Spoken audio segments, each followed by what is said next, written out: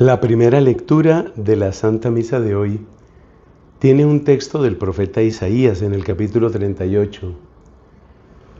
Es un momento muy duro para quien era rey en Judá en aquella época. Ese rey que dejó, podríamos decir, una buena memoria, un buen recuerdo, se llamó Ezequías. Y lo que nos cuenta este pasaje es un momento muy difícil de Ezequías, un momento difícil en tres sentidos. Difícil porque él mismo estaba muy enfermo. Según nos explica el mismo texto que se lee en la misa, tenía una herida, una llaga que parecía incurable. Seguramente entendemos con la medicina de hoy, esto le producía una infección con todas las consecuencias de debilidad, de fiebre. Era una herida grave la que tenía. O sea, la salud mal. Luego, punto número 2, estaba siendo atacado Ezequías. Recordemos que ya a la altura del capítulo 38 de Isaías, lo que había sido el reino del norte, dentro del pueblo elegido, conocido como el reino de Israel, lo que había sido ese reino del norte ya se había acabado, porque lo que estaba más al norte, es decir, Asiria, se había expandido, había invadido, había aniquilado a Israel. Y por supuesto, si la amenaza venía del norte y ya habían acabado con Israel, lo que seguía era el reino de Judá. Y esta era la segunda preocupación, esta era la segunda angustia del rey Ezequías. El rey Ezequías se daba cuenta que pues estaba a punto de ser invadido. Entonces, fíjate, un hombre herido y enfermo y al mismo tiempo atacado exteriormente por la presión del imperio asirio. En cierto sentido, estos dos factores explican el tercer factor que militaba en contra de Ezequías. Resulta que este rey sentía que su fe, su capacidad de apoyarse en Dios, pues se iba desmoronando. Sentía que estaba en su límite, que no podía más. Esa es la realidad de Ezequías. Eso es lo que él estaba viviendo.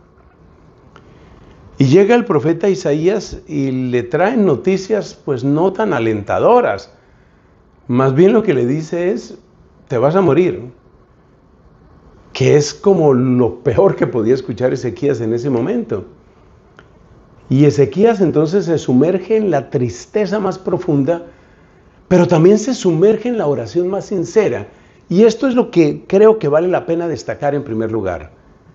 Es un hombre con una tristeza triple, porque su fe es débil, porque su salud es frágil, porque la violencia de sus enemigos es muy grande, está abrumado, está quebrado, está aplastado, pero así como se sumerge en la tristeza, se sumerge también en la oración.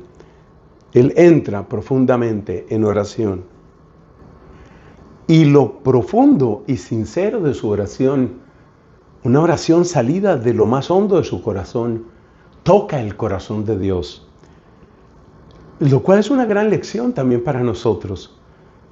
Si tu oración nace realmente de lo profundo de tu corazón, puedes tener gran confianza de que esa oración también llegue a lo profundo del corazón del Señor.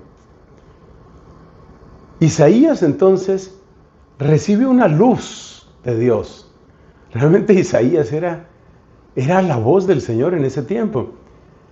Isaías recibe una luz muy grande del Señor y le habla entonces de la curación y le habla de la victoria. Es decir, esta crisis en todo sentido se va a superar. Pero ya dijimos antes que Ezequías estaba herido también en su fe. Es que no le resultaba fácil creer, y yo creo que nosotros entendemos por qué le resultaba tan difícil. Él no podía creer fácilmente. Y aquí viene el milagro tan especial, tan exótico, que es el retroceder del tiempo. Había en el Palacio Real un reloj de sol, y por supuesto el reloj de sol siempre va avanzando. Isaías le dice, la sombra va a retroceder.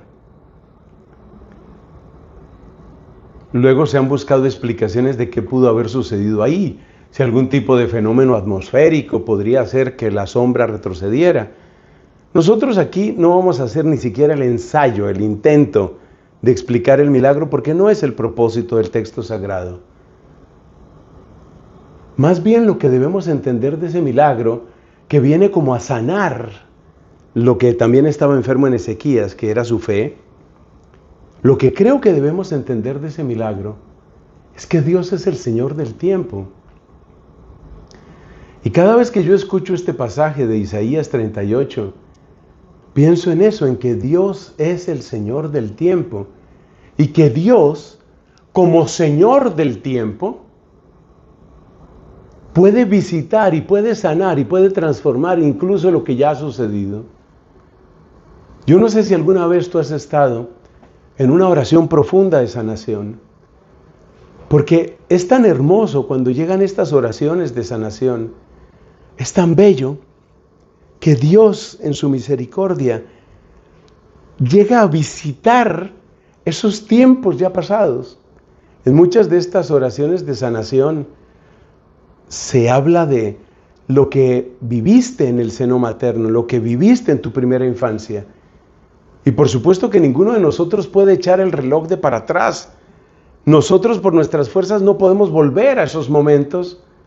Pero Dios, como nos muestra por el profeta, Dios sí puede, entre comillas, hacer retroceder el tiempo. Y sí puede llegar a ese momento. Y sí puede sanar lo que necesita ser sanado en tu vida. Y eso es bellísimo. Y eso es grandioso. Y eso es poder del Señor. Quisiera que nos quedáramos con ese mensaje. O mejor, con ese doble mensaje. Primero, el poder de la oración profunda, profunda, la que sale de lo más sincero de tu corazón. Allí donde con humildad y con fe depositas toda tu esperanza en Dios. Y segundo, la certeza de que Dios es Señor del tiempo y que Él puede visitar y puede sanar y puede transformar las consecuencias de aquello que para nosotros parecía inevitable. Ezequías lo vivió, lo experimentó. Y tú también, y yo también, podemos vivirlo. Amén.